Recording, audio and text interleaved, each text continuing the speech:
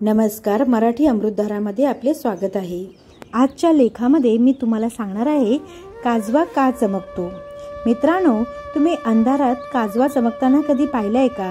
प्रत्यक्ष पाहिला नसला तरी त्याच्या गोष्टी तरी नक्की ऐकल्या असतील किंवा वाचल्या असतील। काजव्याच्या चमकण्यामागचा मुख्य उद्देश आपल्या जोडीदाराला आकर्षित करून घेणं आणि अन्न शोधणं हा असतो। आता शहरांमध्ये काजवे कमीच पाहायला मिळतात, ग्रामीण भागात मात्र ते मोठ्या संख्येने दिसतात। या प्रकाशाने चमकणाऱ्या काजव्यांवर 1967 मध्ये रॉबर्ट बायल यांनी संशोधन केलं होतं। काजव्यांच्या शरीरात फॉस्फरस असतो असं आधी मानलं जात होतं। त्या फॉस्फरसमुळे काजवा चमकतो असं पूर्वी म्हटलं जायचं, पण काजवा फॉस्फरसमुळे नाही तर त्याच्या शरीरातील बल्की ल्युसिफेरस नावाच्या प्रोटीनमुळे तेज पसरवू शकतो, हे जर्मनीच्या या वैज्ञानिकानं सिद्ध करून दाखवलं।